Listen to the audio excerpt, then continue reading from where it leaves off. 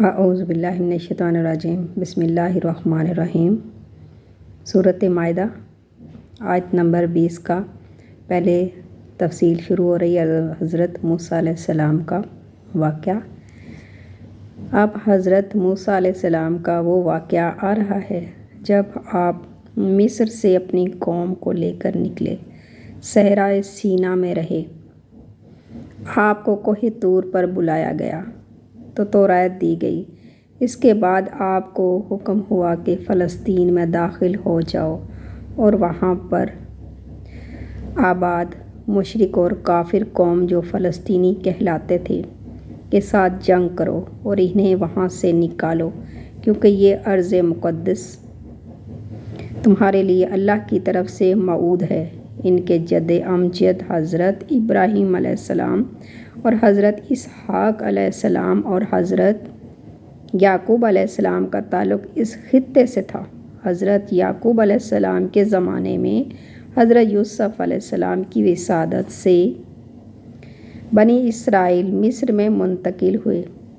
پھر جب حضرت موسیٰ علیہ السلام انہیں مصر سے لے کر نکلے تو انہیں حکم ہوا کہ اب جاؤ اپنے اصل گھر ارض فلسطین کو دوبارہ حاصل کرو۔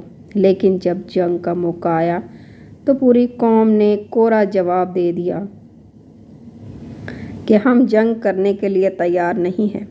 اس پر حضرت موسیٰ علیہ السلام کے مزاج میں جو تلخی پیدا ہوئی اور طبیعت کے اندر بیزاری کی جو کیفیت پیدا ہوئی، اس کی شدت یہاں نظر آتی ہے۔ عام طور پر سمجھا جاتا ہے کہ نبی اکرم صلی اللہ علیہ وآلہ وسلم اپنی امت کے حق میں سراپا شفقت ہوتا ہے، لیکن حقیقت یہ ہے کہ رسول کا معاملہ بھی اللہ تعالیٰ کی مانند ہے۔ جیسے اللہ رؤوف بھی ہے، ودود بھی، لیکن ساتھ ہی وہ عزیز و ذو انتقام بھی ہے۔ اللہ کی یہ دونوں شانیں ایک ساتھ ہیں۔ اسی طرح رسول کا معاملہ ہے کہ رسول شفیق اور رحیم ہونے کے ساتھ ساتھ غیور بھی ہوتا ہے۔ اس کے دل میں دین کی غیرت اپنے پیروکاروں سے کہیں بڑھ کر ہوتی ہے، لہٰذا قوم کے منفی رد و عمل پر نبی کی بیزاری لازمی ہے۔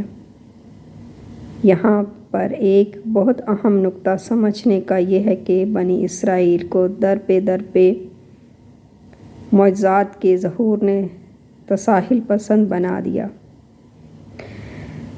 پیاس لگی تو چٹان پر حضرت موسیٰ علیہ السلام کی ایک ہی ضرب سے 12 چشمے پھوٹ پڑے۔ بھوک محسوس ہوئی تو منا و سلویٰ نازل ہو گیا۔ دھوپ نے ستایا تو ابر کا سائباں ساتھ ساتھ چل پڑا۔ سمندر راستے میں آیا تو عصا کی ضرب سے راستہ بن گیا۔